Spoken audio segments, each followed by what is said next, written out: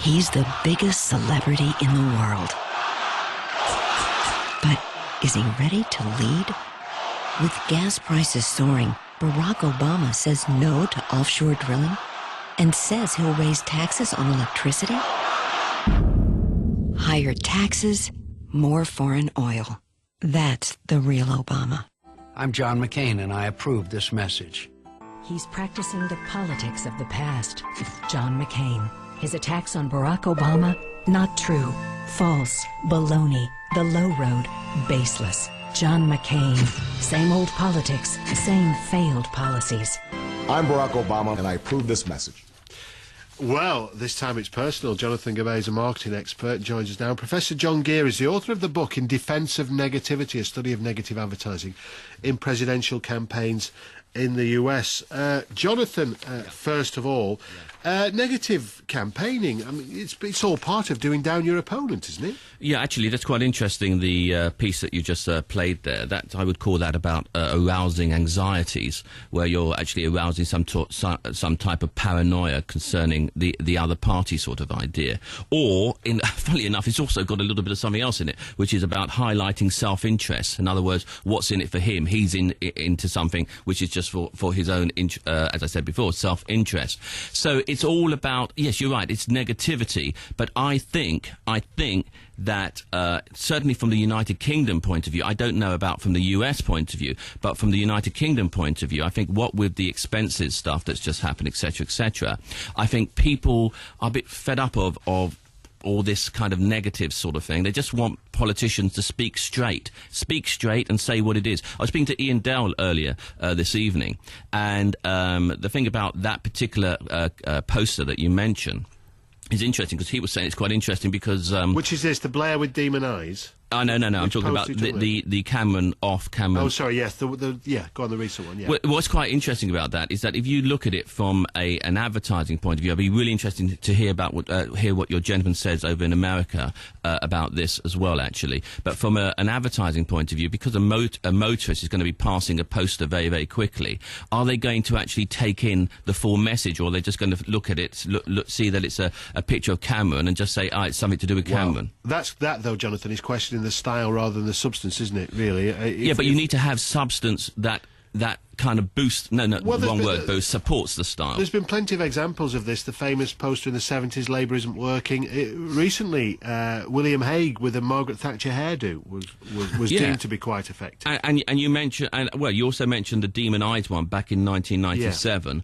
Actually, Labour Party did another one to do with David Cameron back in 2006, but they didn't want to go as far as they've gone this time round. It was called Dave the Chameleon adverts, where what they did is that they had this chameleon called Dave, who kept on changing his views on things, and he was pedalling a bike. What's wrong with it, Jonathan? I tell you what's wrong with it. It's because it's a bit old hat, isn't it? I mean, let's hear what the policies are. It's a bit like playground politics. I'm better. No, he's better. He's a liar. No, he's a liar. And so what happens is that the electorate starts thinking, well, they're all saying the same thing. They're all as bad as each other. Let's hear a straight argument. OK, well, Professor John Gear, as I've said, is the author of the book In Defence of Negativity, joins us now. Good evening, John.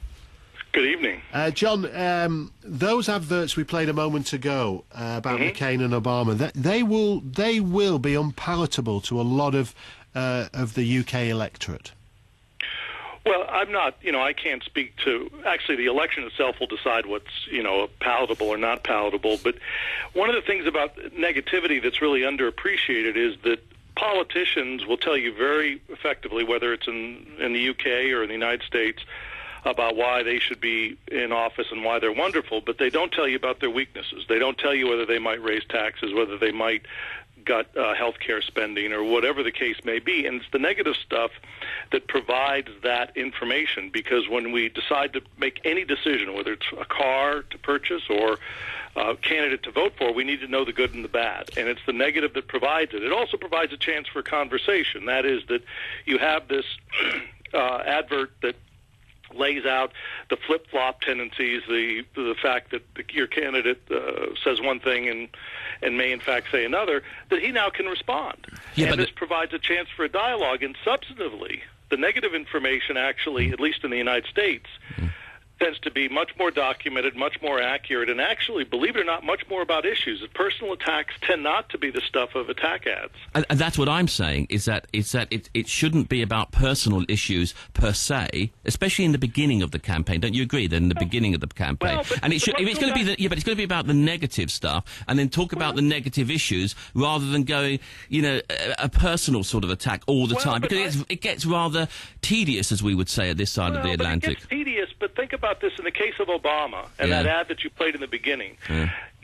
Barack Obama did not have a lot of experience, and so it was fair game for John McCain to raise that issue. Yeah. The problem, of course, is that during the course of the long American campaign, he demonstrated that he was ready to be president. People may not like his policies or whatever, but he was certainly tough enough. And so it's a fair thing to raise, but that's one payoff about negative information is that you can test it. The problem here, John, though, if there's constant mudslinging like this, then you end up really with the voter having to choose the least worst candidate because all that mud has been thrown around. Well, okay, but let's say we do away with the mud, and we have, and again, this would be at least in the American case, and I have some familiarity with the UK case, but we would listen to candidates saying that they favor better educated children, a strong defense, and wonderful national security. I'm not sure that that's the basis for the public to make wonderful choices either, because we know those things are all goals, but pretty general and vague. And who favors or who's been opposed to educated children recently? Yeah, John, wasn't there back in 2000, the 2000 presidential election,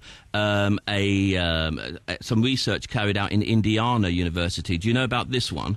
Where what happened is that they put some electrodes on some people to see what they thought about negative advertising. This was in America, and what happened is that it prompted, the negative advertising that is, prompted greater reflex reactions and desire to move away from looking at the ads. The ads they were looking at, by the way, were the George Bush and the Al Gore campaign ads. So doesn't that say something? I mean, it literally says that they literally wanted to turn away. Yeah, I mean, those studies, and there's a lot of them, suggest people do have kind of negative reactions to negativity. But in the American case, it is now pretty clear, the evidence, that negative campaigning actually increases turnout rather than decreases turnout, because people get activated. They see that there's big stakes. Yeah, but and that they get motivated, so that actually one of the core, acts of a democratic country is its citizens participating. It looks like the negative information prompts more people to the polls. Oh, you're absolutely right that people should be given, at the end of the day, a great choice, and they should be able to say, look, this is what the negative things are about this party, this is the positive things, and so on and so forth. Now you decide. And I'm totally 100,000,000% with you, John. But what I'm concerned about is that at this stage of our campaign over here, it seems to be going directly, as it usually does in the United Kingdom, straight for the jugular in terms of personality politics. All right, well, hang on. Let's move. Jonathan and John, stay there. You're the vested interest in this. Let's move to our guinea pig now, Simon Rimmer. Simon, are you put off by negative campaigning, or does it help you see the faults in our politicians? I think a little bit of both, really, Tony. I think the one thing that I always makes me think is that the reason we end up going for the jugular, going for the personal, is because in reality the difference in the policies is very, very slight. And I think that also what we have in the modern era, where we have networking sites, where we have the internet, information is passed so readily and so quickly that almost the effect of the campaigns is so much less effective. Like the Cameron thing now is all over the internet. We've all seen it now. So therefore the effectiveness on a massive poster, does it really have that same impact anymore? The interesting thing for me here is we're all familiar with Prime Minister's questions on a Wednesday, and every time you see that, people say, oh, we don't want this, we don't want the Punch and Judy politics, whereas these billboards is Punch and Judy politics writ large, is it not, Jonathan Gabay? Yeah, it absolutely is. And then what I'm saying to you is that it's maybe a bit too early for the Punch and Judy, or as they would say in American side, I suppose Tom and Jerry sort of idea, but it's a bit too early for that sort of thing. Let's look, as I said, I'm totally agreeing that you can talk about negative aspects. In fact, you should, not just you actually should talk about negative aspects of a policy. But once we start getting into, as I said before, this personality politics sort of idea, I just think people are switched off. Okay. And at the moment in the United Kingdom, we've got a very small gap between one party and the other party in terms of perception, and all this is doing is muddying the waters.